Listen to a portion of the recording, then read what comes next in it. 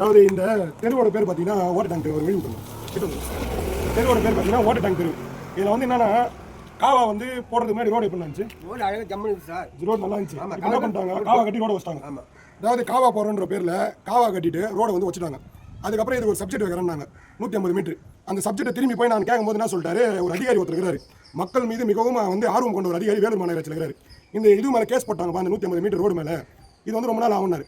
சரி, 150 மீட்டர் மேலே கேஸ் போட்டாங்கன்னா அப்போ இன்னும் ஒரு 5 வருஷம் அந்த கேஸ் நடக்குதுன்னு வச்சுங்களேன். இந்த தெருவுக்கான வழி இந்த மக்கள் இந்த 5 வருஷமும் அவதிப்பட்டுக்கிட்டே தான் இருக்கணுமா? இது நான் இப்போ அதாவது இன்னைக்கு வந்து புது ஆட்சியாளர்கள் கூட சொல்ல, ஒரு அரசு அதிகாரியுமே இப்படி தான் இருக்கிறீங்க. ஆட்சியாளர்கள் மாறலாம், காட்சிகள் மாறலாம், ஆனால் உங்ககிட்ட இருக்கிற பவர்னால தான் வேலூர் மாநகராட்சி கெட்டு குட்டி சேவராக போய்க்குது. இதுதான் உண்மையே. உங்கள் ஒரே அதே மாதிரி எல்லா அரசு அதிகாரி வீட்டாண்டையும் பார்க்குறேன், நல்லா சூப்பராக ரோடு போட்டுக்கிறீங்க. நீங்கள் மட்டும் நல்லா போகிறீங்க, உங்கள் குழந்தைங்க நல்லா போகுது, நீங்கள் உங்கள் காரில் சொகுசு அழுகம் குழுங்காமல் போகிறதுலாம் ரோடு நல்லா இருக்குது. ஆனால் இந்த மாதிரி பொதுமக்கள் இருக்கிற இடத்துல ரோடு இவ்வளோ கேவலமாக இருக்குது. அப்படியே அந்த மேடு சருவில் காமிப்போம். இது வரைக்கும் அப்படியே அப்படியே அப்படியே எப்படி காமி இது வரைக்கும் இந்த இடத்துல எப்படியோ ஒரு 10 பேர் 5 பேர் கீழே ஊந்து குழந்தைங்களோடலாம் வந்து ஊந்து ஏந்து போகிறாங்க. இப்படி என்ன காமிப்போம், அப்படி என்ன காமி. இந்த மாதிரி இருந்துச்சுன்னா உங்கள் வீட்டாண்டா நீங்கள் சும்மா இருப்பீங்களா? சரி, நல்லா இந்த ரோடை ஏன் வச்சிங்க அதை சொல்லுங்கள் பதில்.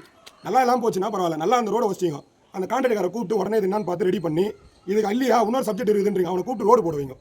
இந்த மாதிரி ஒவ்வொருத்தரையும் அலக்கழிச்சு கரெக்டான தேதியில் சம்பளம் வரணும்னா ஸ்ட்ரைக் பண்ணுறீங்க. கரெக்டான இதில் உங்களுக்கு எந்த ஸ்கீமே கிடைக்கலாம் ஸ்ட்ரைக் பண்ணுறீங்க.